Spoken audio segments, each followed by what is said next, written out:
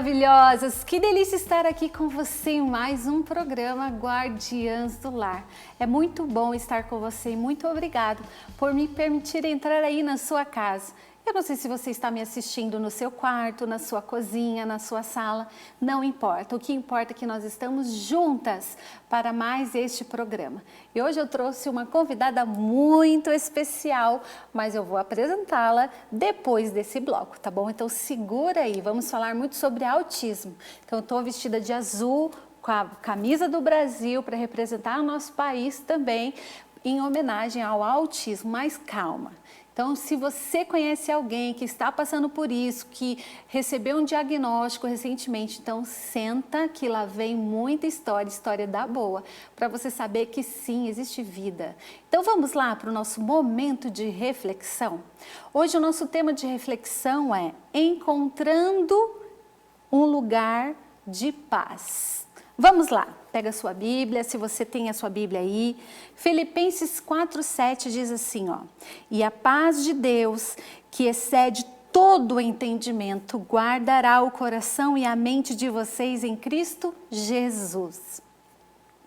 Muitas de nós conhecem a história de Gideão. Se você não conhece, eu vou te dar uma breve explicação. Gideão era um homem que vivia fugido de alguns inimigos. E ele era um homem que se sentia o menor, se sentia o menosprezado, o pequeno de toda a sua tribo.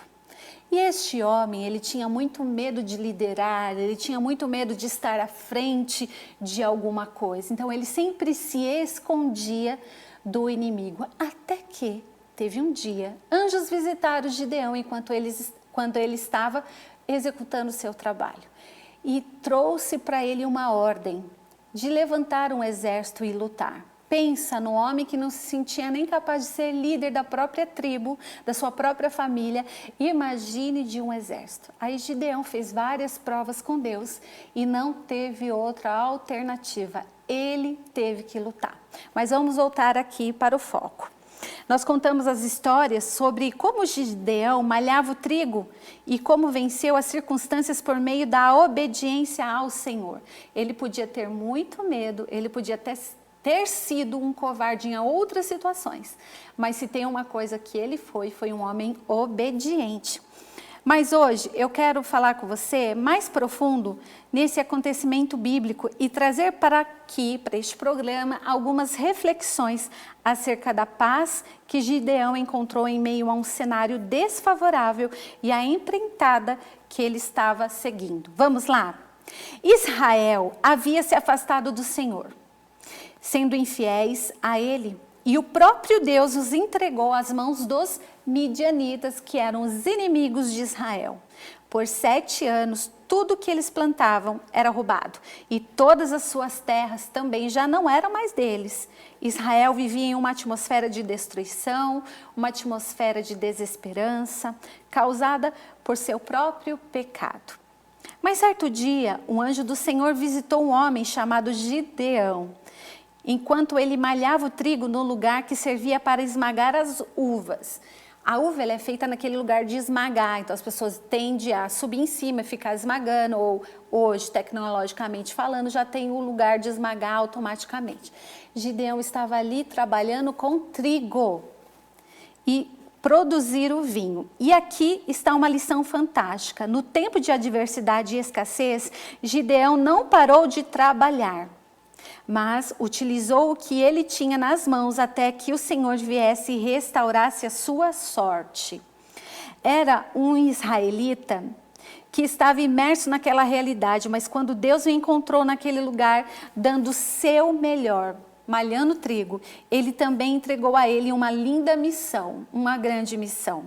No momento mais crítico, o Senhor o chamou naquele momento que se sentia incapaz, ele se sentia pequeno, para trazer renovo ao seu povo. Gideão então foi convidado a ir lutar pela libertação de Israel, mas ali Deus também estava convidando-o a entrar em um lugar de paz. Esse que é o tema do nosso programa de hoje, um lugar de paz. Como, Lígia, eu posso viver e ter paz mesmo passando por adversidade? Mesmo passando por tantas provações, como? Deus ele vai te convidar para você sair do seu lugar de pequenez. E eu quero te dizer que não é tomar o lugar de outra pessoa, mas muitas vezes o Senhor quer entregar bênçãos para você e você não se sente merecedora. E Ele quer te chamar. E a Bíblia, a história de Gideão, eu quero te convidar para você ler na Bíblia, ela inteira. Em algumas versões fala que ele fugia.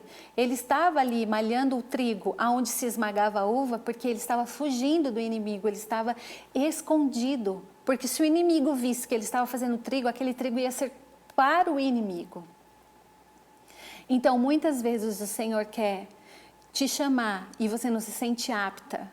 Lígia, eu não me sinto apta para ter uma família, para ser uma guardiã do meu lar. Eu não me sinto preparada para educar filhos. Eu não me sinto preparada para instruir as crianças, os adolescentes nesse tempo. E quando vem um diagnóstico, então, de autismo, meu Deus, o que eu vou fazer?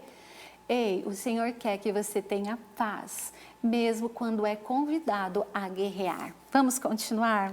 Sim, Gideão estava sendo chamado a ir um momento de guerra, mas o que ele conquistaria era paz e liberdade. Talvez você já tenha se encontrado em uma situação parecida com a deste homem, em que o cenário está desfavorável e o Senhor o chama para um romper. E você fala, mas como que eu vou romper? Se eu estou passando por essa dificuldade, como eu vou avançar em uma área se eu me sinto incapaz de fazer isso? Como? Com o Senhor. Você entende que viverá a liberação na atmosfera da sua família, em seus empreendimentos, em suas ideias, amizades, mas se sente incapaz de enfrentar isso sozinho. O lugar de paz não diz respeito a um momento tranquilo. Então eu vou morar lá na roça, eu vou morar num lugar distante, longe de todas as pessoas para viver em paz. Não é isso. Nós encontramos a paz, mesmo passando pelo mar revolto. E talvez uma vida livre de tribulações você pense que seja necessário, mas é sobre uma atmosfera que carregamos conosco, nos momentos calmos e nas batalhas, na espera e no avanço. Em períodos de conquista de territórios espirituais e de novas porções de Deus para você, é preciso analisar o ecossistema que está ao seu redor e trazer alinhamento. Ecossistema diz respeito às ferramentas, a pessoas, propósito e tudo que já está disponível em sua realidade atual. Então a paz começa de seu próprio interior, no seu próprio ecossistema que já existe ao seu redor e do qual você faz parte. Mas do meu ecossistema, o que está ao meu redor, mas o meu lar, Lígia, você não tem noção do que está acontecendo na minha casa. Na minha casa não tem um momento de paz, é um que grita, é um que corre, é um que chuta, é um que briga com o outro ali, é telefone. Como é possível encontrar a paz? E é isso que nós vamos encontrar hoje. No Novo Testamento, vemos o próprio Jesus descansando enquanto acontecia uma tempestade ao redor. Vamos ver essa história? Marcos, na Bíblia, Marcos 4, do 37 ao 39, olha assim, ó. Ora, levantou-se grande temporal de vento, e as ondas se arremessavam contra o barco, de modo que o mesmo já estava se enchendo de água. E Jesus estava na polpa, dormindo sobre o travesseiro. Os discípulos o acordaram e disseram, Mestre, o Senhor não se importa que pereçamos? E ele, despertando, repreendeu o vento e disse ao mar, acalme-se.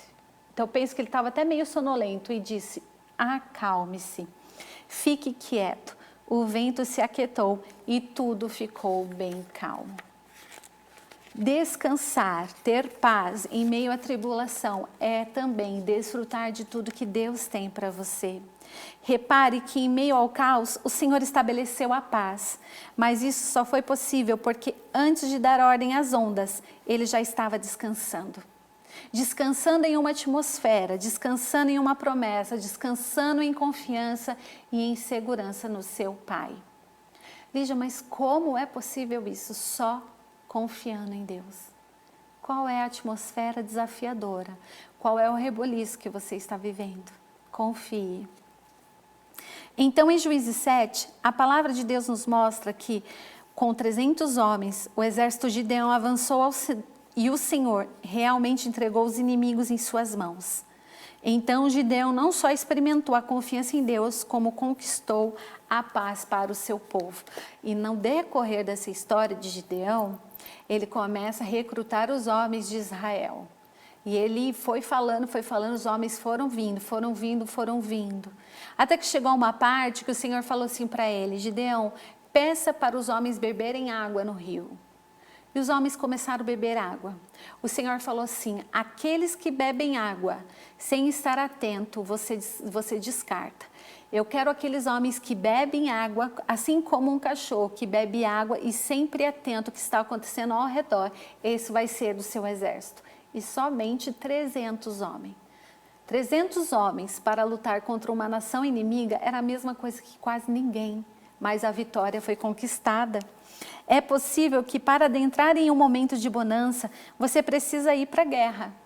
Ir à guerra. E muitas vezes ir à guerra, você vai precisar se posicionar no seu lar. Você vai precisar ir atrás de ajuda profissional. Você vai precisar orar, você vai precisar ler a Bíblia. Qual é a guerra? Talvez, como eu estava conversando com a minha convidada, talvez você vai precisar vender, aprender a vender. Talvez você vai precisar trabalhar, talvez você vai precisar voltar para o seu lar. Qual será esse cenário? Mas é uma guerra. O Senhor deseja entregar a paz que você busca para a sua família, para o seu coração. E momento que está vivendo, mas antes, Ele quer te mostrar que está com você. Ele deseja que a sua confiança seja tão grande ao ponto de um lugar de paz ser criado dentro da sua alma. E assim, em qualquer circunstância, você o carregará. Já parou para pensar nisso? Eu nunca falei isso em nenhum programa, mas eu tive uma filha que tentou suicídio. Um programa a gente conversa bem mais sobre isso. E ali eu estava em extrema guerra, quando os médicos, os enfermeiros estavam ali em cima dela, tirando, socorrendo, fazendo ali os primeiros socorros. Mas ali naquele hospital, eu só tinha uma ordem: só canta. Aqui é um lugar de cantar. E as pessoas vinham e me perguntavam: tá tudo bem? Você quer sentar? Você quer uma água? Tá precisando? Não, eu estou em paz, porque é em paz em meio à guerra. O Senhor quer trazer paz nas suas emoções, o Senhor quer trazer paz no seu coração, para que com essa paz você tenha força, energia para viver tudo o que tem para viver. E a minha intenção nesse programa é trazer um resgate de paz, de amor para você, mesmo que você esteja enfrentando a guerra, ou talvez você está tanto na zona de conforto que não quer nem se mexer. Deixa quieto esse assunto, deixa abaixo esse assunto, não vamos falar nada, deixa como está. Já estou acostumado a viver aquém daquilo que eu deveria viver. É um convite para você experienciar a paz que excede todo entendimento. Amém, lindonas? Eu quero terminar esse programa orando por você, fazendo uma oração. Onde você estiver agora, põe a mão no seu coração. Não importa se você está executando algum trabalho de casa, se você está assistindo pelo YouTube ou mesmo pela TV, vamos orar. Porque o mesmo Deus que agiu aqui nesse cenário está agindo aí com você, tá bom? Então vamos orar? Senhor Jesus, eu quero te agradecer por nos lembrar que Gideão foi um homem usado que mesmo em meio à guerra, ele reinou em paz. Senhor, nós queremos ser obedientes como Gideão. Nós queremos ser mulheres prudentes que trabalham, que não desanimam, que deixam a casa ajustada, limpa, organizada, mas acima de tudo, Pai, que faça a sua vontade. Querido Deus, traga paz que excede todo entendimento para o coração das mulheres que estão assistindo, dos homens também que estão assistindo este programa, porque eu creio no teu poder sobrenatural. Em nome de Jesus, assim eu te peço. Amém. Amém, lindonas maravilhosas. Então vamos lá tomar uma aguinha e volta logo depois do intervalo. Corre que não vai dar tempo. Espero que você já esteja com a água aí do seu ladinho e eu vou apresentar a minha convidada especial para vocês. Tchau!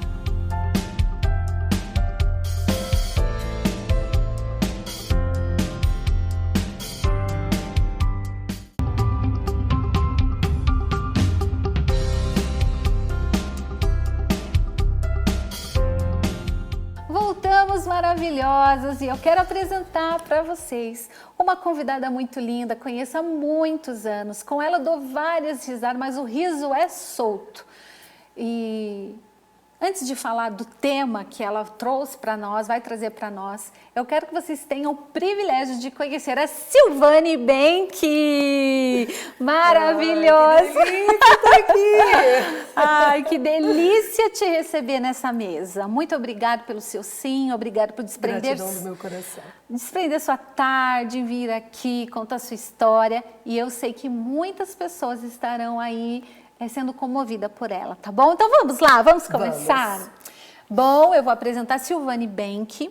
Ela é mãe de 3 lindos filhos. Quem são? Fala pra nós. É a Lavínia, de 14 para 15 anos. Ela vai fazer 15 anos agora em dezembro. Sim.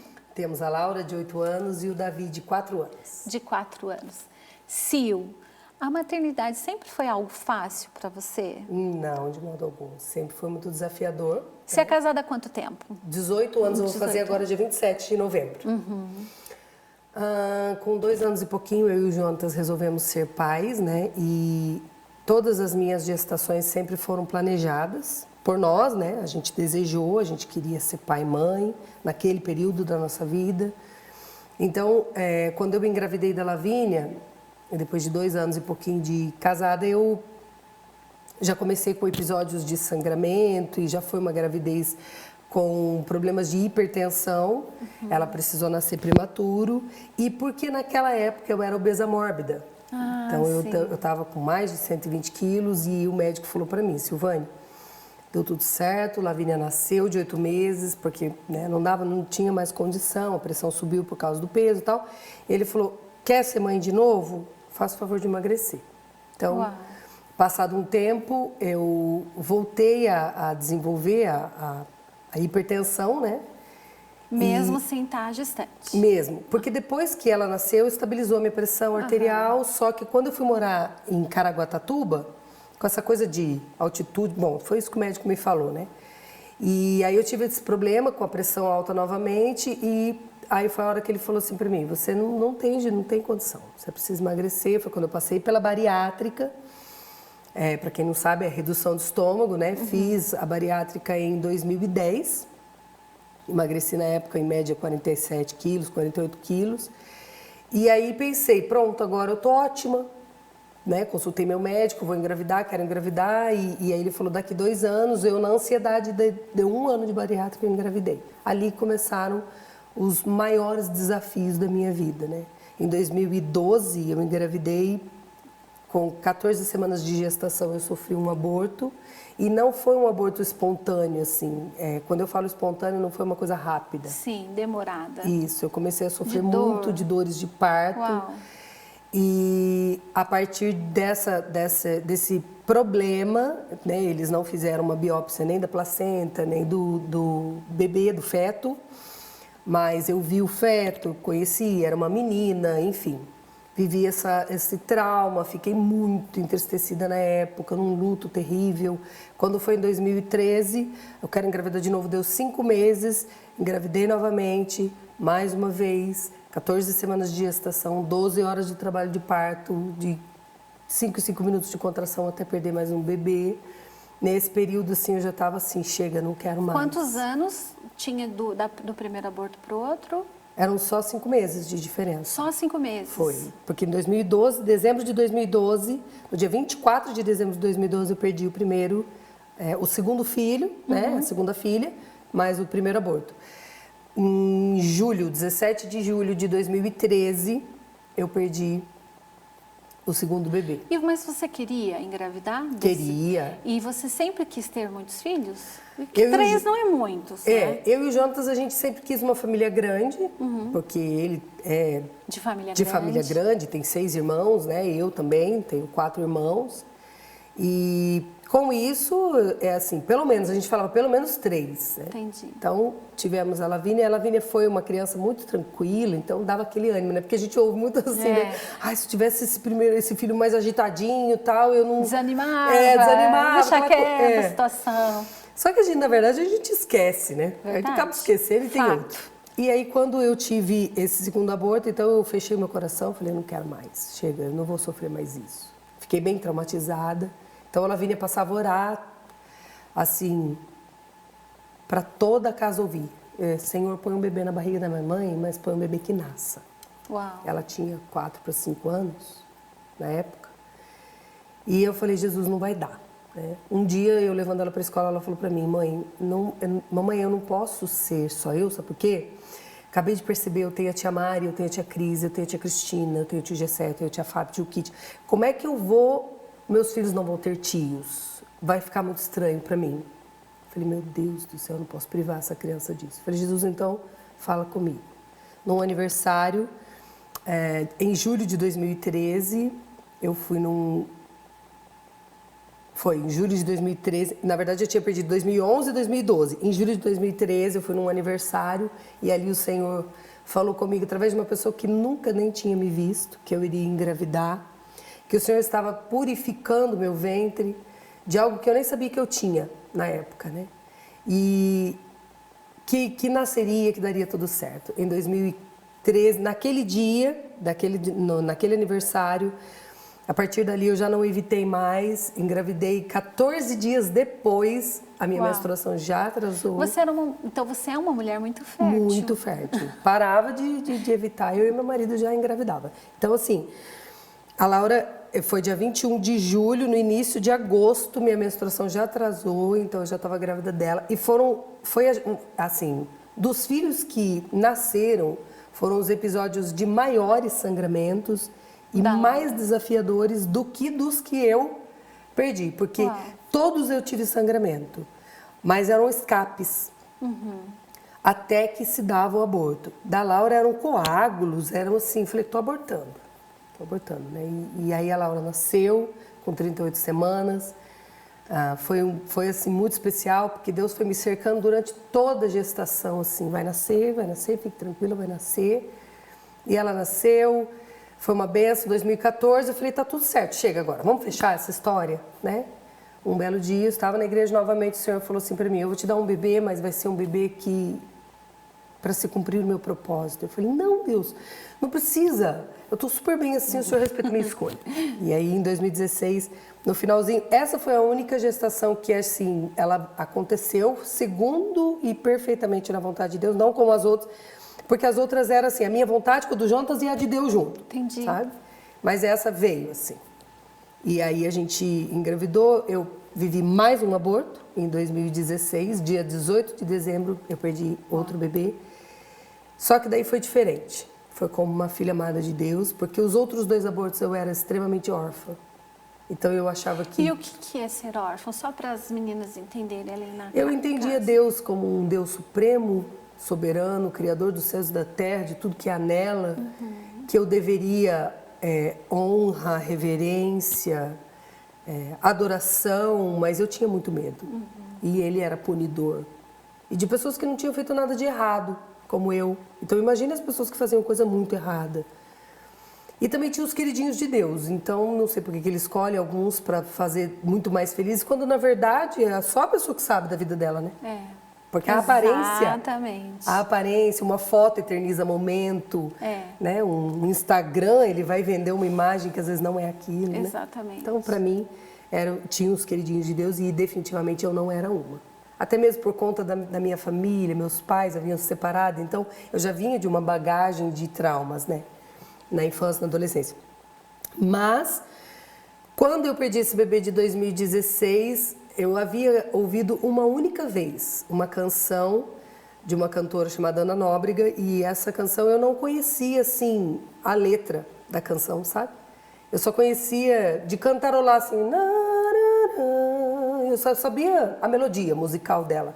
E lá no centro cirúrgico, enquanto uma mãe estava parindo um bebê, com muitas dores e muita dificuldade de trabalho de parto, o Senhor começou a cantar essa canção no meu ouvido, a letra. E ele dizia para mim que ele era comigo, que era para eu interceder por aquela mãe. E eu estava passando por um procedimento de curetagem. Meu Deus. Daquele bebê de 2 anos. E qual que era a música? Se hoje você sabe a letra. Sei. Qual que é? Gente, a voz dela é linda. Calma, segura aí. Vai, amiga. Eu sabia que eu ia fazer ela cantar, tá? Eu esqueci de te avisar isso. Vai, canta pra gente. Aqui, em tua presença, quero me render e me entregar. Motivações e pesares, tudo deixa em teu altar. Só quero me entregar sempre aos teus pés. Só quero habitar em quem tu és. Lindo, lindo, e eu nem sei como expressar. Lindo, lindo, tu és tão lindo pra mim. Que lindo, meu Deus! Que lindo! Pode tomar uma aguinha?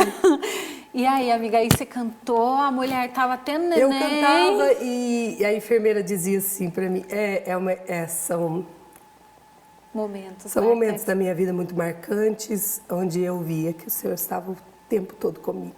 Mesmo em meio ao aborto, havia paz. Havia paz. Ele estava ali do meu lado e eu não conseguia cantar porque eu chorava muito, mas eu orava e balbuciava essa canção.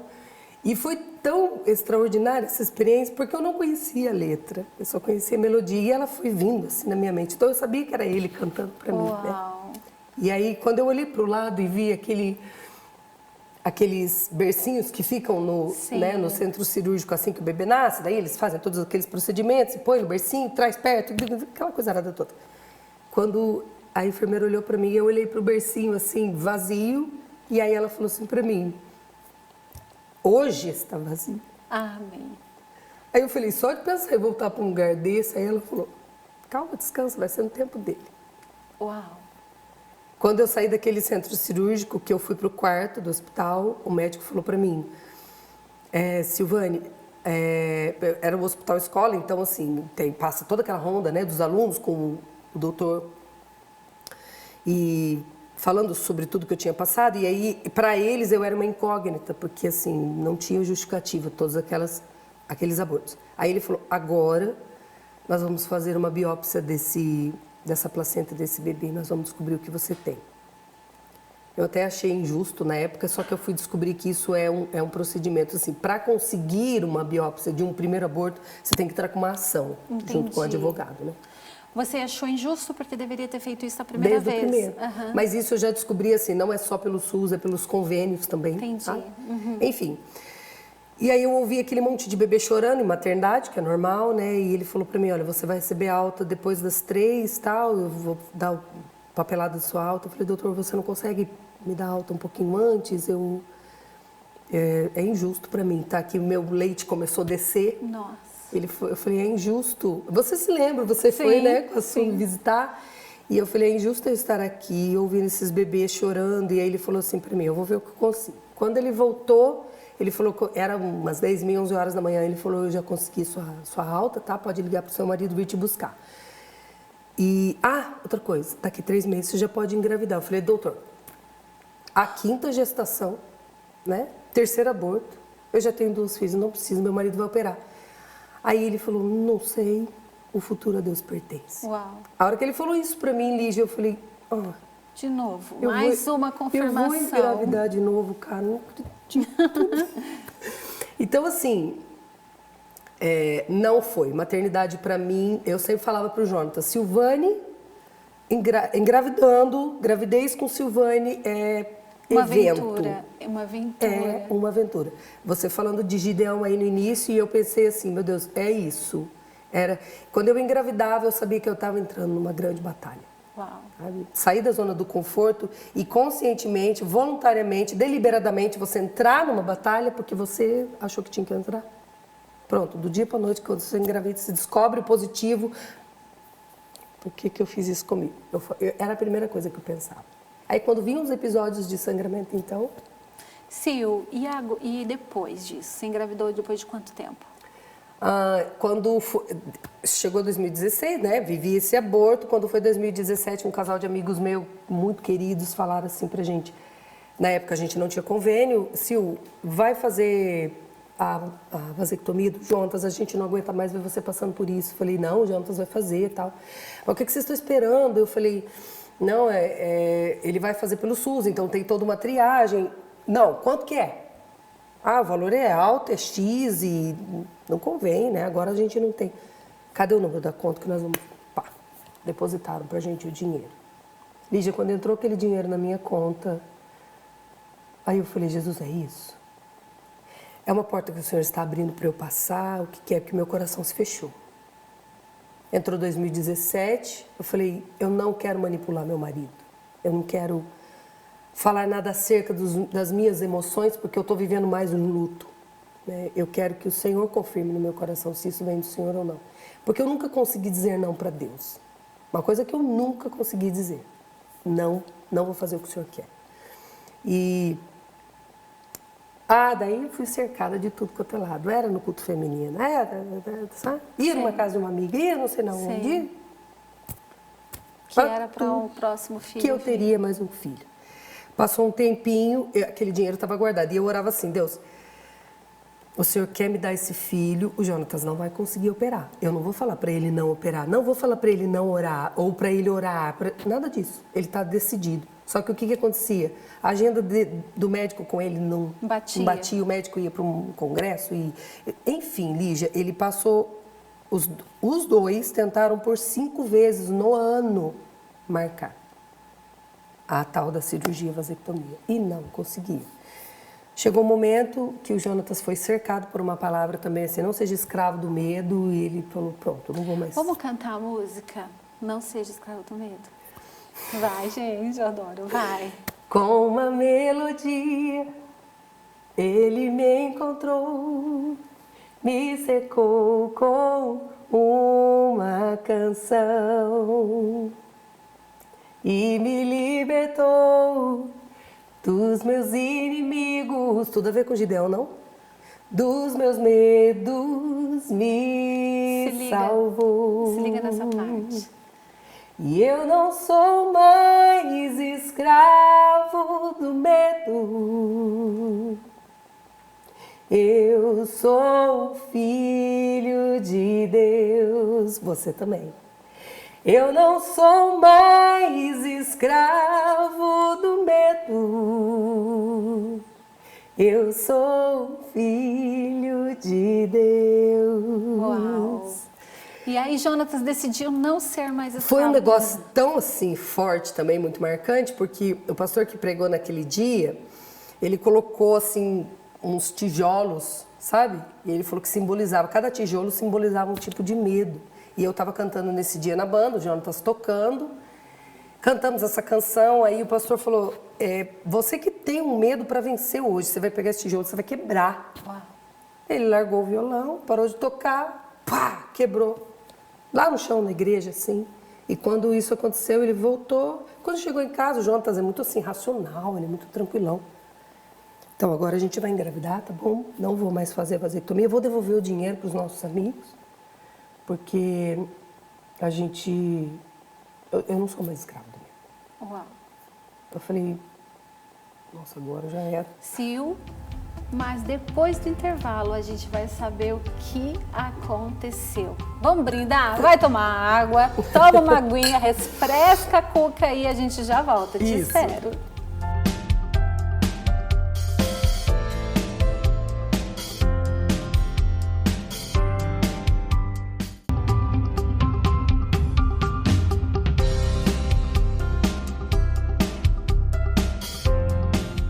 Voltamos então do nosso intervalo e vamos continuar a história, que eu tô aqui curiosa, eu já sei, mas eu tenho certeza que você também tá curiosa aí do outro lado da telinha. Vamos lá, e aí, Sil? Então, o Jonatas venceu esse medo, esse casal de amigos nossos falaram pra gente assim, quando a gente falou, né, mencionou de devolver o dinheiro, eles falaram assim, agora você faz o que você quiser com esse dinheiro, sabe por quê? Porque o Senhor também falou que nós demos esse dinheiro para vocês na perspectiva do medo. Uau! Ele não é bênção para nós, então faz o que vocês quiserem com o dinheiro. Foi uma coisa assim... Muito louca. Muito louca, né? Então, aquilo foi uma resposta, porque eu perguntei, era uma porta para eu passar? Porque às vezes Deus vai abrir portas para a gente passar, né, Lígia? Nas circunstâncias você vai vendo sobre isso. Enfim, chegou 2018... E detalhe, essa porta não foi Deus quem abriu, Não foi o medo. Foi né? o medo. É. Foi a perspectiva. Todo o amor e carinho deles, nossa, Sim, eu serei sim. grato para sempre, né? Mas... Chega 2018, a gente engravida do Davi, e aí Deus começou a falar que ia me dar mais um bebê, e esse bebê seria um menino, e seria extraordinário, que ele viria de uma maneira... O que foi assim muito marcante para mim também era o que Deus falava para mim assim, aquilo que eu planejei para fazer no Jonatas, e os traumas, as dificuldades, o abuso que ele sofreu, todas as coisas que ele passou no passado, roubaram dele, por uma boa parte da vida dele, até que eu restaurasse, o Davi vai nascer pronto. E ele falava nome, e eu falava, nossa, isso é coisa da minha cabeça, não é possível. Engravidamos, um belo dia, mais uma vez, sangramento, tal, só que o ápice do sangramento do Davi foi num culto feminino, onde a Suzana simplesmente falou para mim, você vai pegar essas bandeiras, você vai dançar e depois você vai orar pelas mulheres. Eu falei, oi, dançar, gente, que eu canto, né, mas dançar não. Eu lembro. Não, para morrer. Eu tô um pouquinho nervosinha agora, né, mas fiquei mais no dia. E sabe o que foi interessante, Lígia? Porque quando eu estava indo para a igreja, a Josi me deu carona e eu estava com vergonha de contar para as pessoas que eu estava grávida pela 6ª vez. Porque assim como tem as vozes que vêm para nos impulsionar, nos motivar, Sim. tinha as pessoas, mas você é louca. Como pode? Menina, sossega, você não entendeu que Deus não quer dar mais nada, você fica insistindo, né? Então, eu tinha um pouco de vergonha, sabe? Ai, ai. E aí a Josi foi me contando, menina, você acredita que quando minha mãe ficou grávida, porque ela já sabia da minha gestação, né, e ficou grávida, ela ficou com vergonha de contar para as pessoas. Eu já comecei a chorar no carro, porque eu falei, ai meu Deus, como Deus é lindo, Ele cerca a gente o tempo inteiro. Foi quando eu contei para aquela mulherada do feminino. Foi só grito. Gente, então, eu tô aqui para orar por vocês, que não sei o quê, não sei se vocês souberem, né? Em 2016 perdi um bebê e agora tô grávida de novo. Mas elas foram ao delírio, assim, parecia uma Copa do Mundo, né? Você lembra disso? A Copa do Mundo feminina, eu tô grávida! Ai, que delícia! Que ambiente gostoso, maravilhoso. Né, Lígia? Ali eu orei, quando eu desci, um fluxo de sangue, assim, onde eu sentia sair do meu corpo. Eu só falei no ouvido da Suzana e da Valéria, eu falei, estou indo no banheiro, eu não tô entendendo, tá saindo muito sangue. Liguei para o meu marido, falei, estou indo para o pronto-socorro com a minha irmã agora, vai atrás de mim. Ele falou assim para mim, venha para casa. Quando você tomar banho, isso vai acabar. Isso é seta. Uau. E foi exatamente o que aconteceu. Eu tomei meu banho, ele já parecia que nada tinha acontecido. Uau. E foi, assim, uma experiência muito marcante também em relação ao Davi. Dali por diante foi uma gestação tranquila. Nasceu saudável. de quantas semanas? 38 semanas. Ai, que delícia. A Lavínia nasceu de 36, a Laura 38 e o Davi... Minto, o Davi foi 37. Porque eu, né... Sempre tem um. Na verdade, eu tive uma infecção de urina, então adiantou um pouquinho o parto. Foi muito especial também, nasceu. E aí, tá bom, nasceu, né? Olha que delícia. Vamos fechar agora. Perguntei para Jesus no hospital. Acabou agora, né, Jesus? Ele falou, acabou. Só que nesse período... Um pouquinho antes de eu ganhar o Davi, um dia eu fui na igreja e ouvi um testemunho de um casal falando sobre o autismo, que havia descoberto o diagnóstico do autismo no filho, tal e tal. Foi um culto de família. Nesse dia, o Espírito Santo falou assim para mim, tem um autista dentro de você. Eu já sei porque que eu estou ouvindo isso. Porque a gente já vinha desconfiando da Laura. Mas a Laura era tudo muito sutil. As mulheres autistas de nível 1 de suporte, elas vão aprendendo, assim, os terapeutas, eles usam alguns termos, né? Elas vão aprendendo a fazer o masking, que significa mascarar os comportamentos. As mulheres. As mulheres. Os homens não? Os homens não conseguem. Eles têm mais dificuldade, sabe? Da adaptação. Pela peculiaridade masculina mesmo. Então, amiga, Para a gente entender a história. Então, descobriu-se a Laurinha autista. Tá. A partir do que? A Laura era... Então, assim, o que os especialistas falam? Existem crianças que vão ter o transtorno do déficit de atenção. Hiperatividade. Estou pensando em mais alguma coisa. Seletividade alimentar.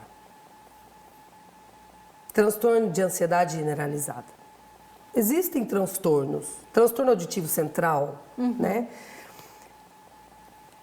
Um de cada. Isso não se enquadra no transtorno do espectro do autismo. Transtorno do espectro do autismo é um guarda-chuva. E por que fala transtorno de espectro autista? Então tem que usar o nome espectro. É o espectro, porque ele é amplo. Ah, tá. Entendeu? Então, assim, é como... eu vou tentar explicar da maneira como os terapeutas faziam comigo, né? Ele falou assim, o transtorno do espectro do autismo, ele é um transtorno do neurodesenvolvimento. O que significa isso? Uma criança, quando ela é fecundada, ela começa a passar pelo período de formação nos 3 primeiros meses. Essa formação neurológica também, como os órgãos, enfim, ele tem um número X de neurônios que os neurotípicos vão ter ali, né, no seu cérebro. O autista, ele tem um número a mais, porque por isso que é um neurodesenvolvimento. Na gestação, aquele número de neurônios, ele é maior no autista. E aí, não necessariamente existe como o cromossomo do síndrome de Down, sabe? Entendi. Que é aquilo, é uma síndrome cromossômica, né? Entendi. Então, ela vai dar aquele erro ali nos cromossomos a partir da gestação também, com o homem com a mulher, enfim. Não, mas o transtorno do neurodesenvolvimento não tem como você mapear o cérebro de uma pessoa, não tem como fazer um exame clínico neurológico, sei lá, uma tomografia computadorizada, não. Não, então como que descobre isso? Através dos comportamentos. Dos check. Exatamente. Então, tem isso, check. Isso. Tem isso, check. Isso, exatamente. Então, assim... Uma lista. Eles fazem uma avaliação comportamental daquela pessoa, daquela criança, seja quem for. E quais são os comportamentos padrões dos autistas? Eles não olham nos olhos, a maioria. Né? Eles podem vir a ter seletividade alimentar severa ou compulsividade. Eles são hipossensíveis ou hipersensíveis. Então, é tudo... O extremo é 8 ou é 80? Isso. Nunca é na medida. É como um celular que eu tenho 60 gigas de capacidade de memória num celular e aí colocaram aplicativos para um celular de 128 gigas. Vai bugar. Entendi. Entendeu? Entendi. Então, só que existe proporcional, né? E a Laura, qual é a proporção dela? Ela é nível 1 de suporte. E o que significa? Porque daí eles vão mudando as nomenclaturas, Isso. né? Tá assim, avançando muito rápido, todas as informações. E até para nós que não temos esse conhecimento, o que é esse nível 1 da nomenclatura que você fala? É isso aqui, ó. O transtorno, porque antigamente os autistas, eles eram só os de grau severo que falavam. Então, só aqueles que ficavam muito reclusos, que não se socializavam, que se balançavam. O que é o balançar deles? É a estereotipia. O que é uma estereotipia? Ele precisa se organizar, porque o cérebro do autista, ele recebe todas as informações ao mesmo tempo. Então, ele fica extremamente sobrecarregado, neurologicamente falando. Na mesma hora que está ouvindo uma pessoa aqui conversando, está ouvindo alguém batucando lá, que está ouvindo a televisão, aquilo ali tudo. Cores. Muito cheiros, estímulo. Muitos estímulos. Todos os tipos de estímulo.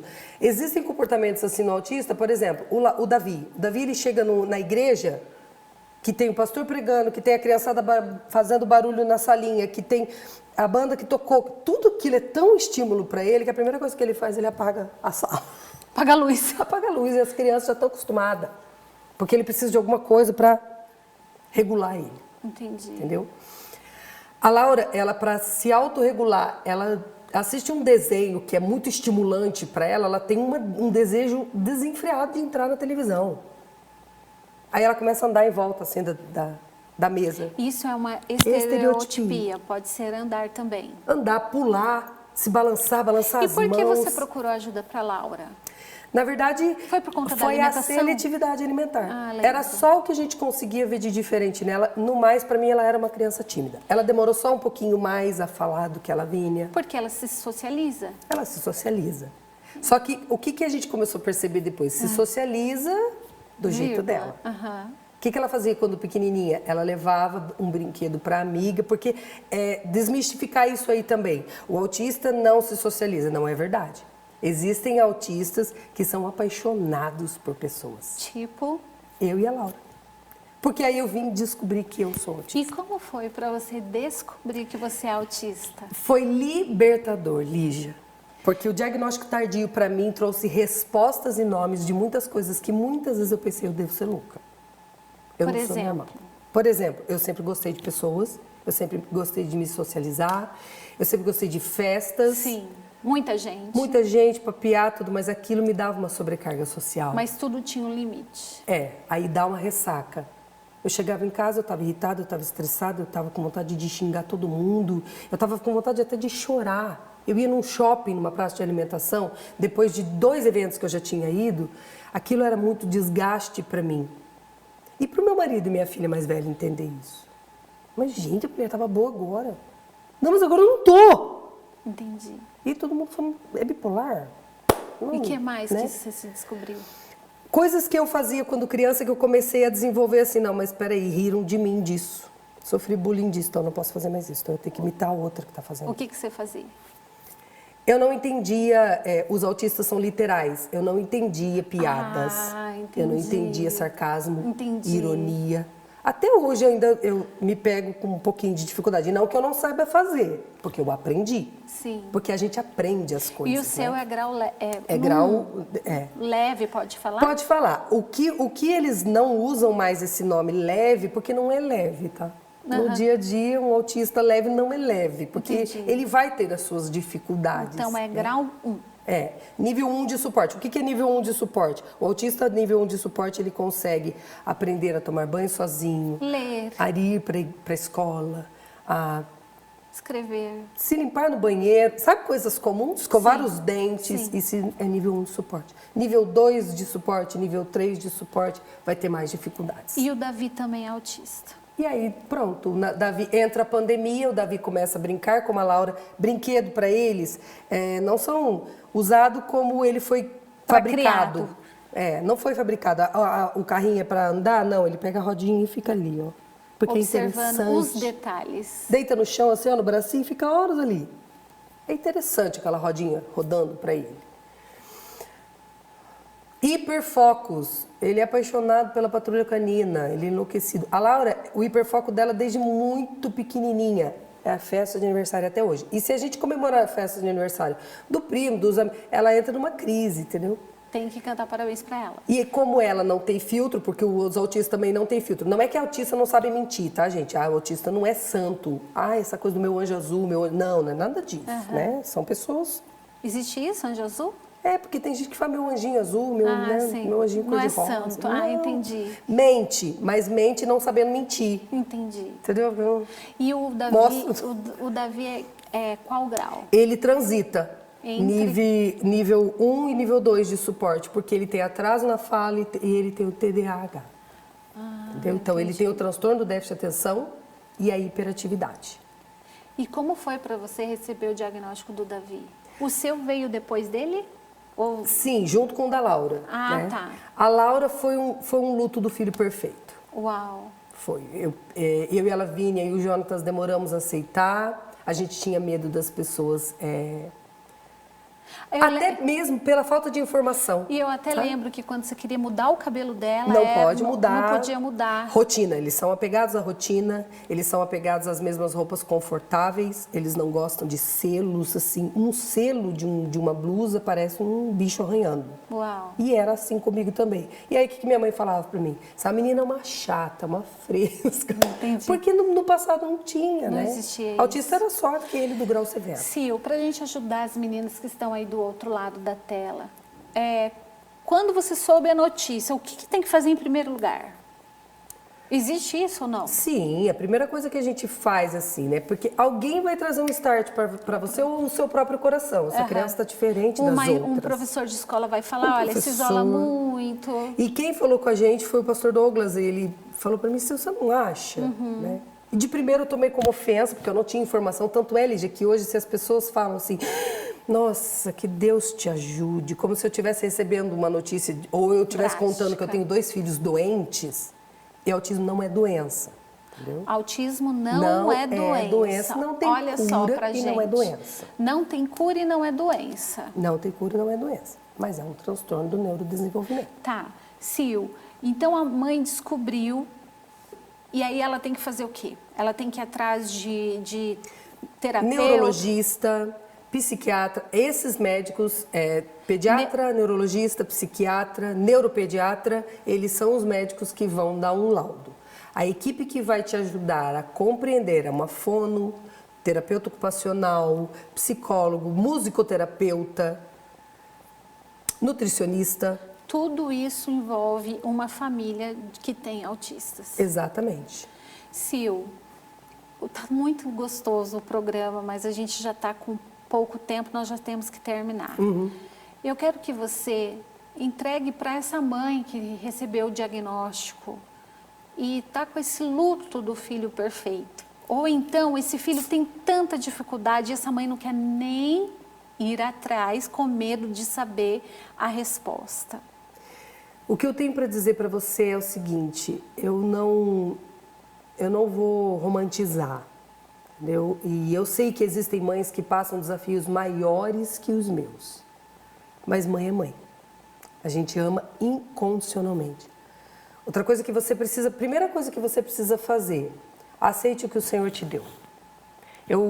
Uma coisa que eu não consegui viver foi um grande pesar. Eu nunca questionei com Deus assim, por que Deus? Porque para mim, para minha história, perder filhos foi tão mais doloroso que ter filho autista.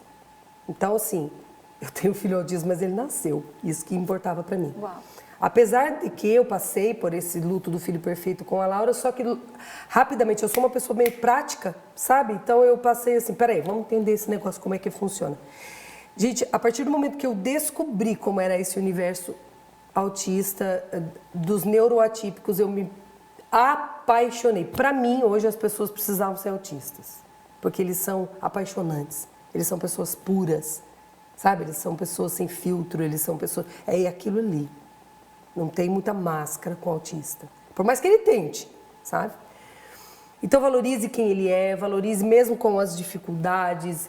Acredite em você, no seu potencial, no potencial do seu marido. Acredite nos profissionais. Não se deu bem com esse profissional, procure outro. Tá tudo bem. Tá tudo bem, porque não vai ser todo mundo que você vai se identificar para cuidar do seu filho.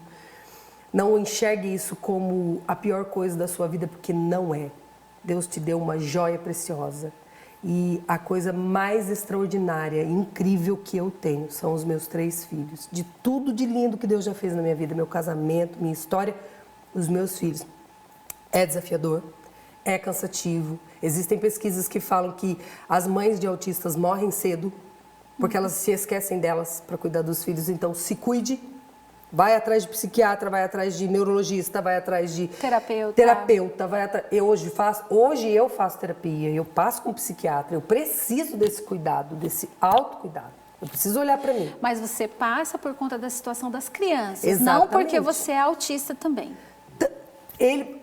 Quando eles olharam para mim assim, que eu fui contando que quem me falou assim, Silvane, parabéns, você é autista, foi a terapeuta ocupacional. Uau! Entendeu? Então, assim, hoje eu conto para eles, eles ficam, que incrível, e você conseguiu, você venceu, entendeu? Então, assim, se eu tô aqui para dizer para você, se eu conseguir, né, e foi muitas vezes aos trancos e barrancos, porque não tinha informação antes, né? Mas não prive o seu filho, sabe, com aquela coisa assim de, coisa da sua cabeça, cada criança tem seu tempo. Não é verdade. As crianças têm um marco do desenvolvimento, Lígia. E tem que correr no começo. E tem que correr. Quanto antes você correr com as terapias para o seu filho, para sua filha, você vai ter maiores avanços para os seus filhos. Então, faça o que for preciso. Coração de mãe não se engana, gente. Não duvide daquilo que você está sentindo no seu coração, mesmo que um queira dizer que é ou não. Ok, Sil, obrigada. E na gestação do Davi, teve alguma canção que te marcou? Teve algumas, mas eu acho que foi essa Escravo do Medo. O Escravo do Medo. Que foi que se tornou o melô mesmo para esse tempo. Eu cantava todos os dias isso, para mim, para ele, né? Ele mexia muito e quanto mais eu cantava, mais ele mexia. Ai, que delícia. Sil, muito obrigada, viu, por você estar aqui. Foi um prazer. Por contar a sua história para nós. Enfim, Deus te abençoe demais. Amém. É um prazer estar aqui. E eu agora quero encerrar esse programa dizendo para você que você é muito especial e Deus tem paz mesmo em meio a todas as tribulações. Eu espero que tenha feito muito sentido estar aqui conosco até o fim. Também quero agradecer a todos os meus parceiros que fazem desse programa uma grande realidade. Sem vocês, eu não conseguiria estar aqui. Então, um grande beijo e até o próximo programa. Tchau!